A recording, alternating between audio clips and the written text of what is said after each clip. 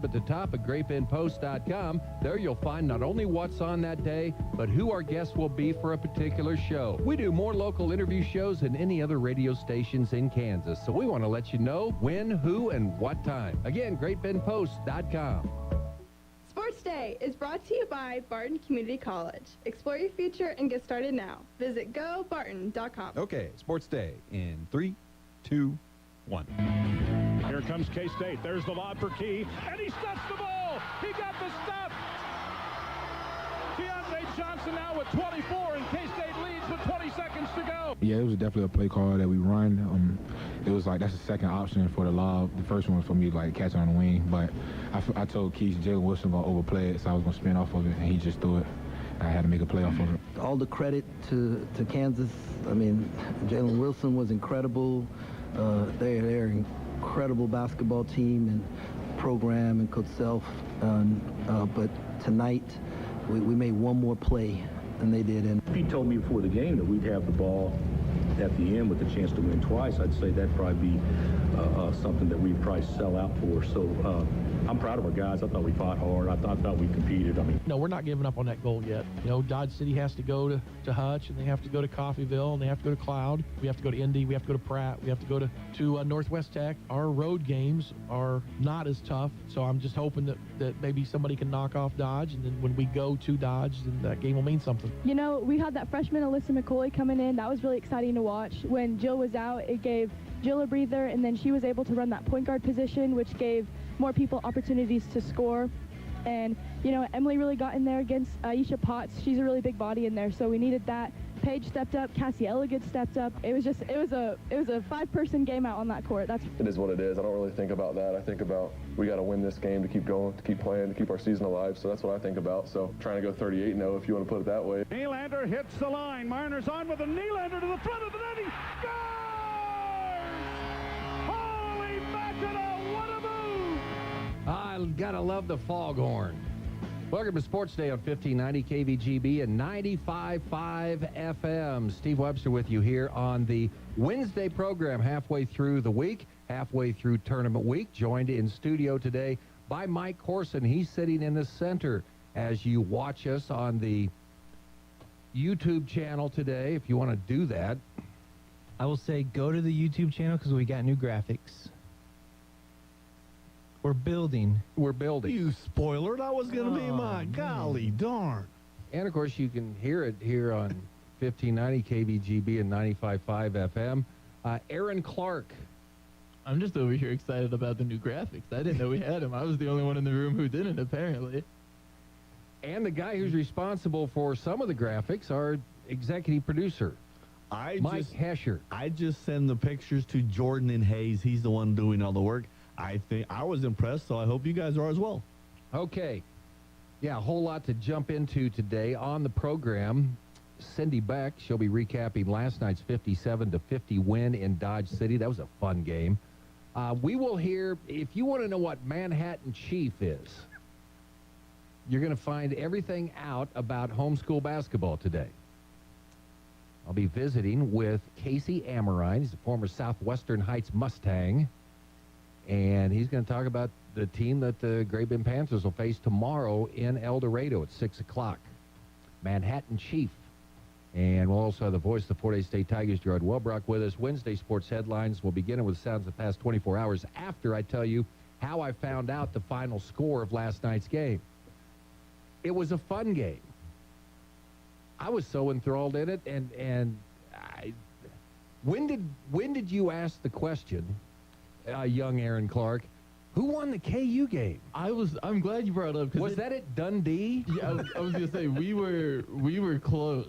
We were close to home, and I looked when I got home, and I was like, the game may not have been over. Like, it may have. Oh man, when you said like you had the premonition that K-State won, neither of us had checked the score all night. Had completely forgotten about it with the rousing game. Well, after we got done, we went 8. I've never seen a man eat a monster double cheeseburger in 4 bites, and in the bullpen he had a chicken sandwich in the bullpen. He made the call to the bullpen. Wait, right-hander. he got called up. Did you say he gets to eat in the car, or you made him eat at the place? No, we went inside. I didn't want him to Not a lovely ride from Army's yesterday. It's kind of like driving. The youngster drove. He did okay. I mean, Marmy's be proud of him. He drove my grandma drove faster than what he did. Oh, yeah. On the way up there. Wasn't going to speed there. So we didn't know. So as soon as you drop me off, right? So I got to put the pickup in the garage. So I get in the pickup, start it up, and ESPN is on, and they're giving an update. And the update, of course, is the Australian Open. So I think, man, I missed it. They're surely not going to start their sportscast with the Australian Open, are they? And then it came. And college basketball tonight. They put college basketball behind the Australian Open, which, again, is a perfect example of how ESPN tries to drive these things down your throat, whether it's the Australian Open, tennis, or the NBA. And this is not the grumpy old man section yet, Steve. Okay. And then they go, college basketball tonight. 13th ranked Kansas State taking on number 2 Kansas. And the Jayhawks had a final chance to win the game in overtime. And then you just knew, okay, what highlight? Is it going to be Brian Haney? Is it going to be Wyatt Thompson? And it was Wyatt Thompson.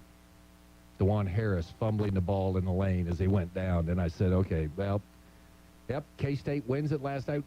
I did not see the game. I didn't think about the game until later, but all accounts, what a game. Jalen Wilson, 38 points. Johnson with 24 for K-State. I mean, that's a good team. My story's almost as good. I'm covering wrestling, so I'm DVRing the game. I put the 30-minute extender on. I'm waiting for Webster and Clark to ruin the score for me, but they never did. So we I were make it. enthralled in what we didn't. Yeah. We didn't give you an update. Oh, you of the gave game. it a wrestling update. Well, yeah. So I make sure we keep all of Great Bend Sports represented on the broadcast. But my DVR runs out at 1:34 left. I think it was a tie game. So then I Google the score. So then I see the score. And then I found the highlight of how they leading into your sound clip there. It was a dramatic last basket. Okay, let's get to the sounds of the past 24 hours or so. Renewal of the Sunflower Showdown. Thought it'd be a good idea for a little in-state overtime. Wyatt Thompson the call on Learfield. Keontae Johnson scoring on an alley-oop with 25 seconds left in overtime. Cats win the game 83-82 at Bramlage. Kansas called the timeout, set up the finishing play. The finishing play was drawn up as DeJuan Harris would drive into a crowd and fumble the ball, and the clock would run out. Keontae Johnson talking about that alley-oop dunk. Man, that was big-time play. And that's what they drew up. That's remarkable that that's what you would choose to go with in that situation. He's a good player. It was a long pass. Jerome Tang giving credit to KU, but saying they made one more play than the Jayhawks did. This was an epic. I mean, it was on the big mothership of ESPN. I'm sure they had plenty of NBA promos in there to remind you that was going to be coming on. Tennis ones. And then Bill Self saying, he had a chance to win it. Wilson missed a shot at the buzzer. K-State had a chance to win it in regulation, too. Great ball game. There was a time when K-State was up maybe 9 minutes left, and Howard goes down, and ESPN says he's the one player KU can't lose. So I'm like, we're going to score watch. Even without him on the floor, KU takes their first lead since the opening couple minutes, and I kind of feel it's starting to go KU's way. Once K-State responded to that, thought, well, so they let it almost start to finish. Yeah, they had a 14-point lead in the first half, I understand. A great win. So and what? Do they flipsy now in the rankings? That's 2 top 10 wins for K-State. So you can go from 13 to 2? I think you got to put them over maybe 5, 6. They're definitely in the top 10. Definitely. You say they're going to jump KU? I think they should. They should be over Texas and KU. For winning their at home? By a point. Oh, sorry. Let me turn your mic back. I'm sorry. By a point in overtime? You think they're going to jump the traditional packed KU? I don't think so. Yeah, well, KU loses Saturday against TCU. That'll be a tough game. Yeah, K-State knows all about TCU, right? And that's why they're probably not a top 5 team. Even though I just put them at 5. The question was, would K-State fans rush the floor? Of course they did. But, I like Jerome Tang. He gets up on the table after it's all over with. Now, it kind of was like the Pope You know, everybody's surrounding him. He's on the table. And then Jerome Tang gets up, because this is Bramlage last night.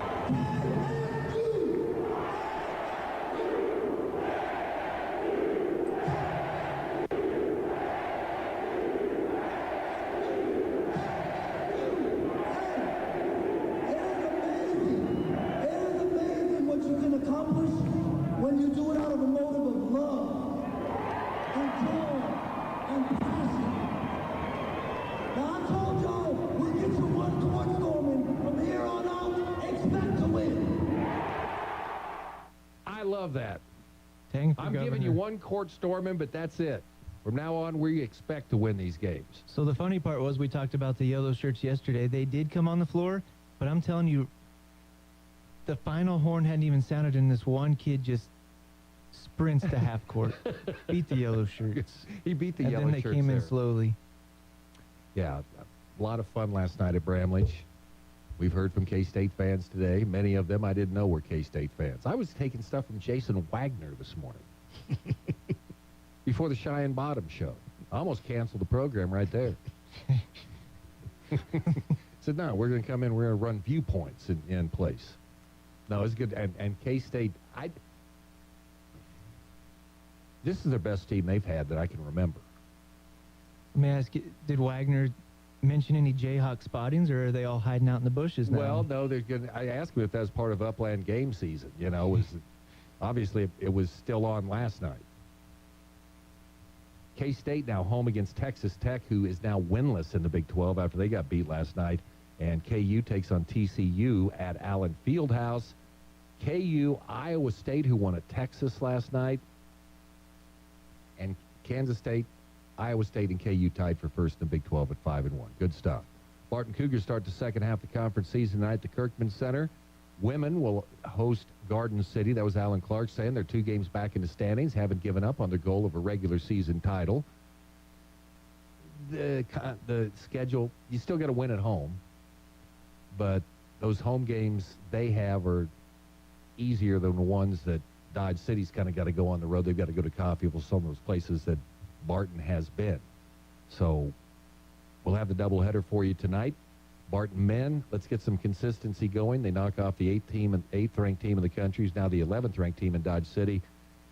And Garden City is receiving votes in the men's poll. So tough matchup tonight. Cole Wright pregame 5:15 tonight on B1043 The Point.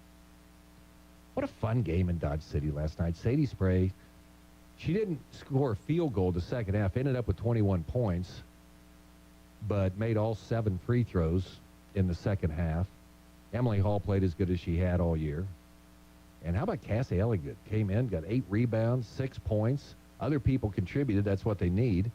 And that's a Dodge City team that knocked off 3rd-ranked Liberal last Friday. So it was good feelings all around. And we heard Sadie kind of hit on it in that interview. I really liked what Coach Beck did with the depth last night of the bench. She went way deeper than she has at any point this season. And she kind of mentioned part of that was just this nice schedule they had. They didn't have the freshman girls playing at the same time as the varsity girls. Is on a normal night when they have the boys playing at the same time, they kind of have to double up games. That way they can get them done. And so it kind of let her use some depth she didn't normally have. And I really liked the effect it had on the game in Dodge. Well, you know why they did it last night? It's called foul trouble.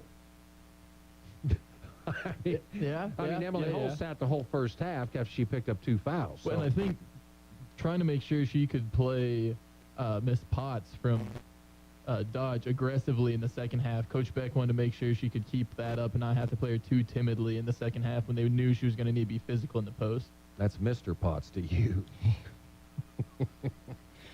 That's kind of the remarkable thing to me. You got one of your leading scorers on the bench, but you still score a season high 57. I think your 54 was against a pretty down on their luck Sterling team. And then Dodge City score against Liberal made you think this was going to be a real low-scoring slugfest. Yeah, Becca Unruh made 5 3-pointers in a row, made 6 in a game. She just kept, I'll move out a couple steps. That was a good basketball game last night. Becca Unruh didn't miss a 3 during the third quarter. It was 4 for 4 during that period. I understand the pretzel was good. The pretzel was that Dodge City concession stand. They had a nice pretzel. Well, yeah, they did. So I went up there and I got a $1 bag of popcorn, big sack. And of course, the growing boy here, said, "You want some?" "Oh yeah." And he dug down deep and stuff. So what? He kept offering it to Then me, he too. said he was going to go get some water. I said, "Okay, well, go ahead and get some peanuts." And I gave him $4. I said, "Bring the change back." And then he said that each one of them was $2 a piece. I stand by that. We can call Dodge City High School concession stand right now. Get them on the program. Get them on the phone line. Important question when you're sharing popcorn: does the hand go in your mouth and then you go back in the bag, or you? It's like little. Yeah, watch that. Drop it in. No, man, we're a team. For the We're bros. For the broadcast We're bros. a team. There He's you got go. some disease. I'd have got it from him, on the way out there. Well, Panther boys play tomorrow. Okay, Trevor Lawrence talking about his undefeated record in his football career on Saturday. He improved to 37-0 as a starting quarterback on Saturday when the Jags rallied from 27 down to beat the Chargers 31-30. He can make it 38 in a row when the Jaguars play Kansas City on Saturday. So is that something that makes you rush to the dumpster back there to throw your bet in on the Jags on? No, I'd tell him, "You're in the big leagues now, boy." How about where he went to celebrate the big win? We were having this Waffle House? discussion downstairs. Where's Lashley? We're going to Waffle House. Well, did you see he called and made a reservation, and the Waffle House said it was the first time, or he did. I think it was his either his wife or his girlfriend called to make a reservation at Waffle House, and they said it was the first time they'd ever had anyone call. You know what $100 buys you at Waffle House? A week. Well, and I saw part of the reason they win is because there's two Jaguars players. I don't remember the second one, but one of them was offensive guard Brandon Sheriff. He had never been to Waffle House, and so he said they had to go after the game to celebrate. That's about 16 All-Americans, I think. Okay, there you go. Sounds the past 24 hours. High school basketball last night. Hesh got him a couple of wins. Hoiston boys over Lacrosse 57-47, and the Hoiston girls beat Lacrosse 48-14. And then the other girls game, Ellsworth will play Hoisington on Friday. They beat Otis Bison 44-13. Ellsworth over Cimarron 57-35. So Ellsworth and Hoisington in both that half of the bracket, boys and girls semifinals on Friday. The first round hasn't been very good. I mean, I think out of the 8 games, 6 of them have been like running clocks. I think the semifinals on Friday are going to be fabulous, all 4 games. That's just the way I look at it. I think it's going to be good basketball on Friday. Okay. Midwinter Classic boys, Independent beats Nickerson 67-52. And Larned, they're all of a sudden scoring points. Beat St. John 58-45. Girls pool play. Sunrise Academy 53, Maxville 47. St. John 54, Larned 32. Wrestling last night. The rivalry is renewed at Great Bend High School. Hayes High in town, Mikey. We were talking about the gong this morning, so I wrote up the results on GreatBendPost.com. After I left, gong, gong, gong. So the boys, it was close for the first few matches, but once you get into the middleweights and the heavyweights, Great Bend dominated. Girls, Hayes was ranked number 4 last year, but really only a couple girls won contested matches. Daisy Gomez and Paige Sanders getting some pins, but thought that was going to be really close, and Hayes kind of ran away with that one. Yeah, you see the results on GreatBendPost.com. So what's next for the Panthers? Believe the boys go to maybe Garden on Friday, and the girls are in Wichita Saturday. So the big Garden tournaments this weekend? No, is it's it? actually, I think it's Hayes. I don't know if it's Bob Kuhn or... Okay. All right, very good. So, and you're multitasking last night. Yeah, real quick on that, we're getting more and more kids ranked. Skylar McMullen, Tristan Tomlinson's up there. Jay Sharts drops down, but he dropped out of the rankings at 144. But Cooper Lyles is ranked. But 5A just must be so tough if they're not in there as a team yet. Matthew Johnson was number 2 at one point. Aaron, we were talking about that last night. I don't know, they go to Cape and win the duels last weekend. There's remember when they'd always jump out? I mean, if it started at the lower class, Great Bend would get up there, but they weren't strong at the heavyweights at all. I mean, the upper weights. And now I think you've got good consistency going all the way through that lineup right now. pleased with how they're progressing. I mean, just to get kids coming into the rankings this late in the year, we knew some of them were going to be pretty good, but I think there's some nice surprises.